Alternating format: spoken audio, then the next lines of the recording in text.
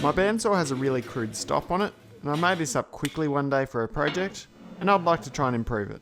And I think the first thing I want to try and improve is this welded connection. It's a bit crude and it means this rail is always sticking out from the saw.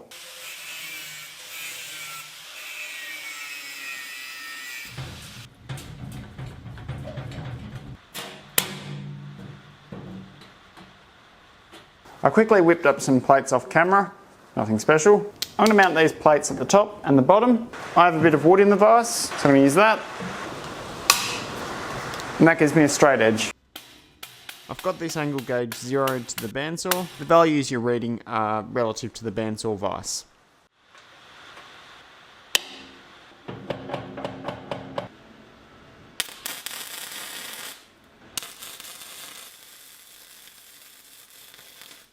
Now I need to make some connecting plates.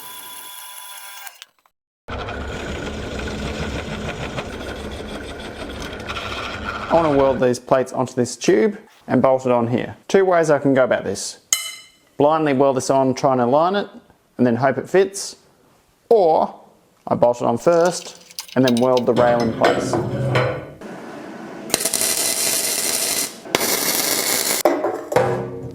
I can guarantee it's going to line up every time.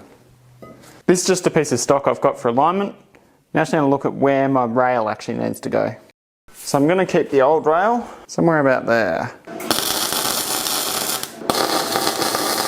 Okay, so this rail is sagging a bit, so I'm going to try and fix that.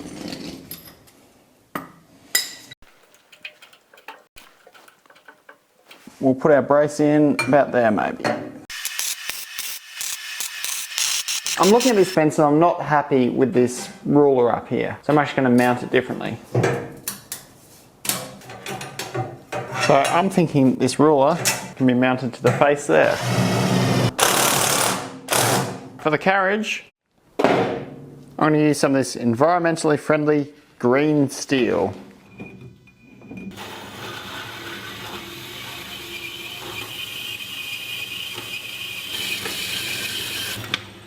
I've deliberately left this block really high in the vise. To square out the block, I'm trying out the CNC style squaring the block approach. This enables me to finish 5 faces of this block in one setup, and I can guarantee all these faces are square to each other, or at least as square as the machine is. Block is squared up and shiny, now we just need to add some features. I'm still learning this new mill. I could probably take much deeper cuts than I am here, so next time I might try pushing it a bit harder.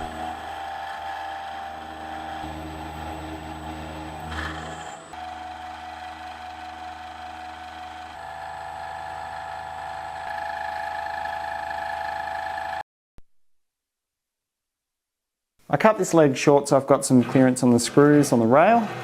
Now I need to add a locking set screw on this.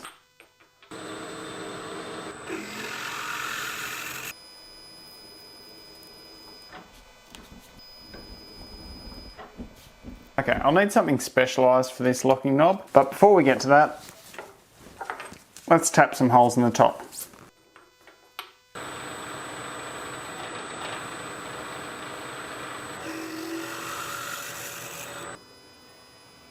I've set this up so I've got quite a few options for the future. For now I'm intending to use these big through holes. They have a counterbore in the bottom to accept a socketed cap screw. And these 4 tapped holes are for something modular in the future. I think this all just needs a good chamfering.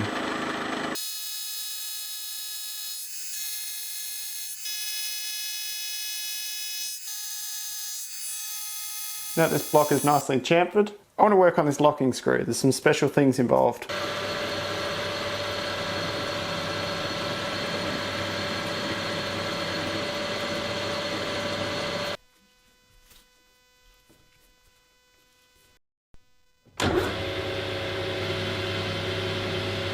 I've just drilled a straight hole in the end here.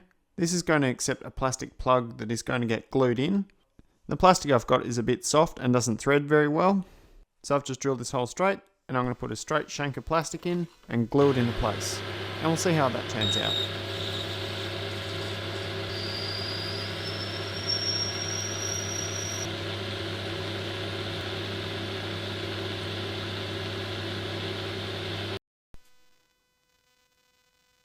This screw will actually ride up against the ruler and it'll be rubbing against all the markings on the ruler and the numbers. The idea of this plastic tip is so this can glide across the surface without scratching all the markings off. I just want to add a locking knob on the back here. I was going to use brass, turns out all I've got is bronze.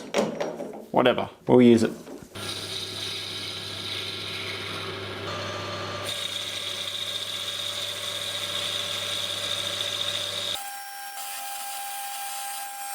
This is the knob part that you hold onto, and this shaft is just for work holding. But before I go further, I want to drill and tap this with my M8 thread.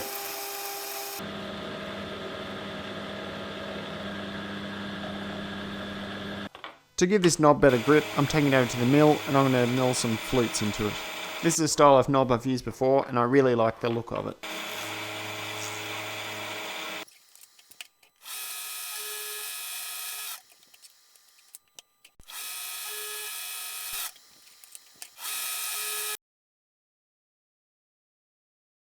I've cut this shorter and I've already Loctited this thread in there. That's this knob done. And it screws in plenty far enough to lock against the rail.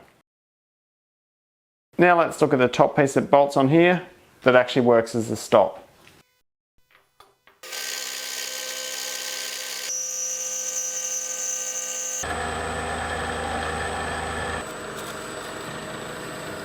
So I cleaned up the block and I've bored a hole and tapped a hole in here for a locking knob. On top of that, I've also made a shaft. The workpiece actually butts up against this shaft.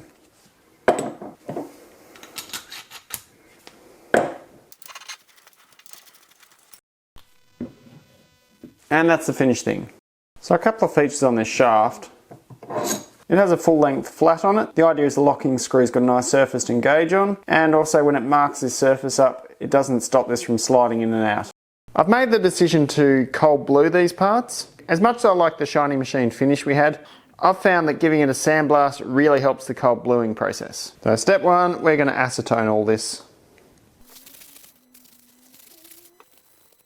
So I have a cleaning station, a bluing station, a wipe off, and then oil. Actually organised.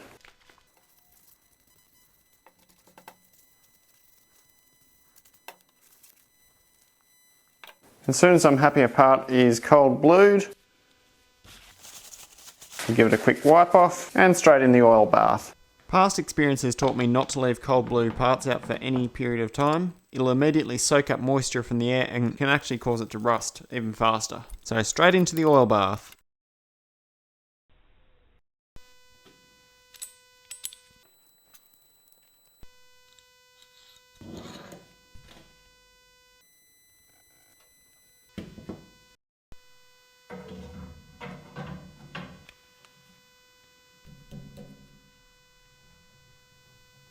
It actually looks quite decent and it's surprisingly rigid. If I push on this, the whole saw moves before this slips.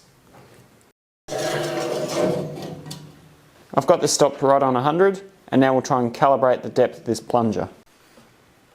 So let's go overkill and use a gauge block.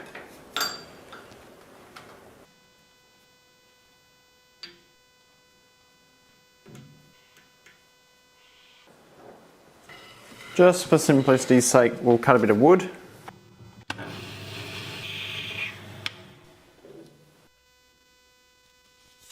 It's maybe half a mil over, but it's a bandsaw.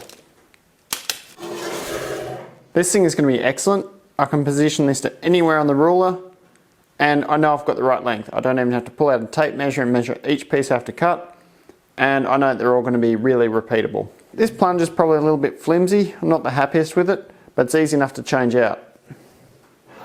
Because I've got the stop on there, I could have interchangeable plungers if I've got different types of stock that need something else to butt up against it. Well, I'm happy with that. Thanks for watching.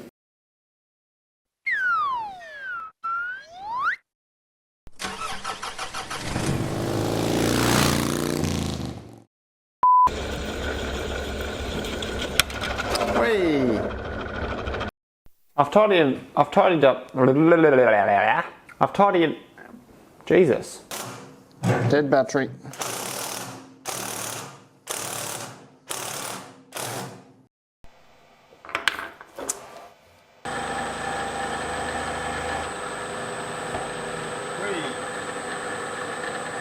I've made